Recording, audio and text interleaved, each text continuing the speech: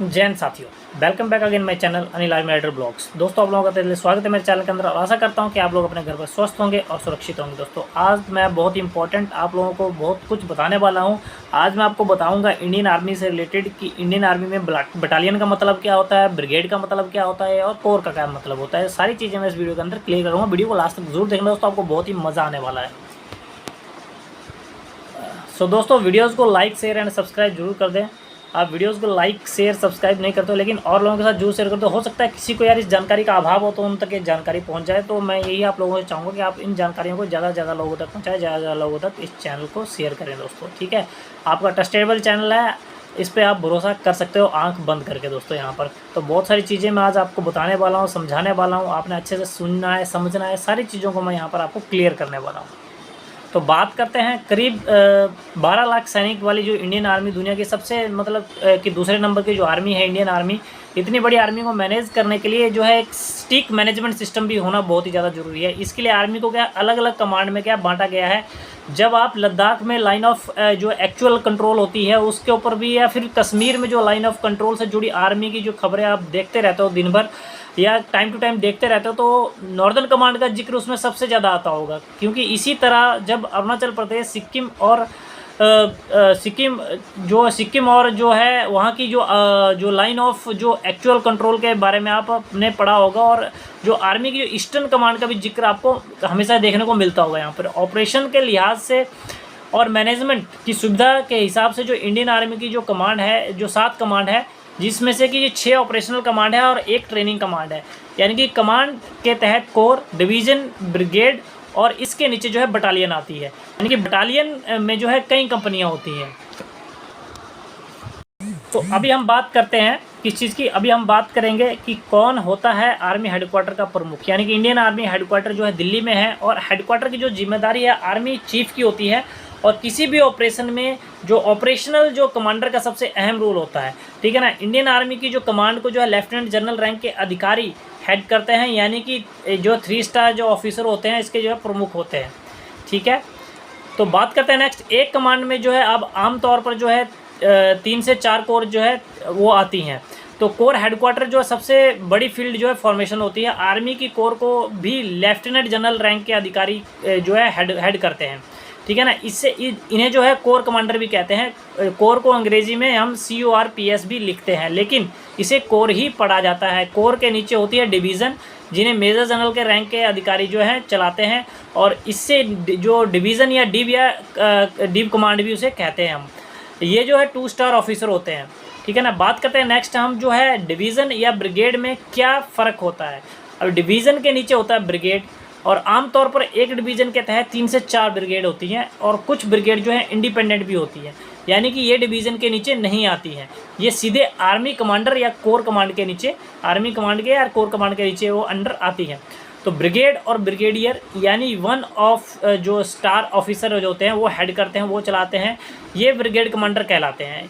एक ब्रिगेड में जो है आमतौर पर 3 से 4 बटालियन होती हैं, और बटालियन को जो है कर्नल रैंक के अधिकारी जो है चलाते हैं। इन्हें कमांडिंग ऑफिसर यानी कि CO भी कहा जाता है। बटालियन के नीचे होती है कंपनी, इन्हें मेजर रैंक के जो युवा अधिकारी हैं वो चलाते हैं, वे कंपनी कमांडर होते हैं। एक बटालियन में करीब जो है 700 से 800 सैनिक होते हैं। अगर इन केस जो कि है मेजर रैंक के अधिकारी वहाँ अवेलेबल नहीं है, तो वहाँ पर जो है उनको जो कंपनी को चलाने के लिए जो है वो कैप्टन भी उनको क्या है उनकी जो है उसको चला सकते हैं, या उनकी गैर मौजूदगी में वहाँ पर क्या है उसको चलाते हैं। ठीक है दोस्तों, ज़मीनी हालात जैसा कि आज के टाइम पर आप लोगों को पता है कि ऑफिसर्स की जो स्ट्रेंथ है इंडियन आर्मी के अंदर वो बहुत ही कम हो गई है। इस वजह से क्या हो रहा है अभी जो है जो काफ़ी सारे नीचे के जो ड्यूटीज़ हैं वो कैप्टन या लेफ्टिनेंट को भी सौंप दी जाती है यहाँ पर।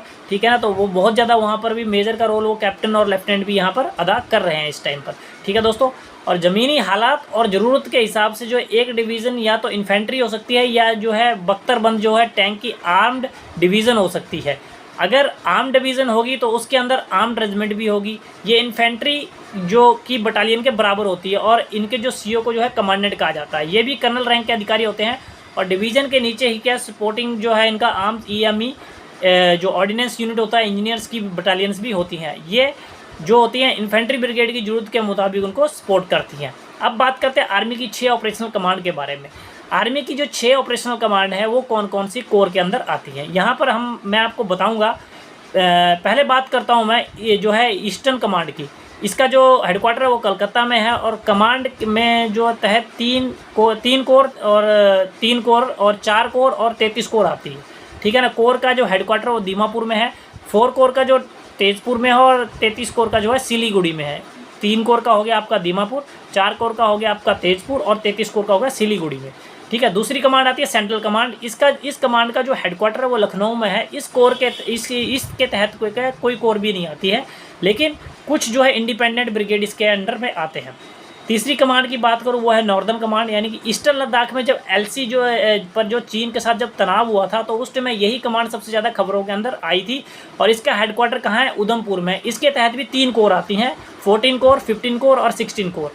14 कोर का जो हेडक्वार्टर है वो लेह में है, 15 कोर का जो हेडक्वार्टर है वो श्रीनगर में है और 16वीं कोर का जो है वो नगरोटा में है।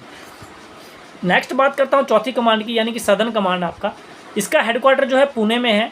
इसके तहत क्या है 2 कोर जो आती हैं, 12वीं कोर और 21वीं कोर। 12वीं कोर का जो हेडक्वार्टर है वो जोधपुर में है और 21वीं कोर का जो हेडक्वार्टर है वो भोपाल में है। 5वीं कोर की बात करता हूँ, 5वीं कमांड की बात करता हूँ जो है साउथ वेस्टर्न कमांड। इसका जो हेडक्वार्टर है वो जयपुर में है। इसके तहत 2 कोर आती हैं, 1 कोर और 10 कोर आती है। कोर का जो हेडक्वार्टर है वो मथुरा में है।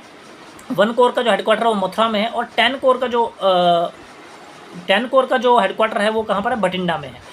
छठी कमांड है वेस्टर्न कमांड। इसका हेडक्वार्टर कहाँ है, चंडीगढ़ में है। इसके तहत भी 3 कोर आती हैं, 2 कोर, 9 कोर और 11 कोर। 2 कोर का हेडक्वार्टर अंबाला, 9 कोर का जो हेडक्वार्टर है वो योल कैंट हिमाचल प्रदेश और 11 कोर का जो है वो है जालंधर में। तो इस तरह से जो ऑपरेशनल कमांड के अलावा आर्मी की एक ट्रेनिंग कमांड भी है, इसका हेडक्वार्टर है शिमला में।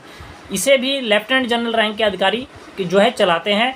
और इसके अलावा एक माउंटेन स्ट्राइक कोर है, ये सीधे जो है आर्मी हेडक्वार्टर के अंडर आती है। आई होप आपको जानकारी अच्छी लगी होगी और ये सारी जानकारी आप लोगों को अगर अच्छी लग रही होगी तो और लोगों के साथ भी जरूर शेयर कर दें, ताकि और लोगों को भी इन कोर और कमांड्स के बारे में पता लग सके। मिलते हैं नेक्स्ट इन्फॉर्मेटिव वीडियो के साथ। अगर आप चैनल पर नए हैं तो चैनल को सब्सक्राइब करना ना भूलें और इसी तरह की जानकारी पाने के लिए चैनल को जरूर सब्सक्राइब कर लें। मिलते हैं नेक्स्ट वीडियो में, तब तक के लिए दोस्तों जय हिंद, जय भारत।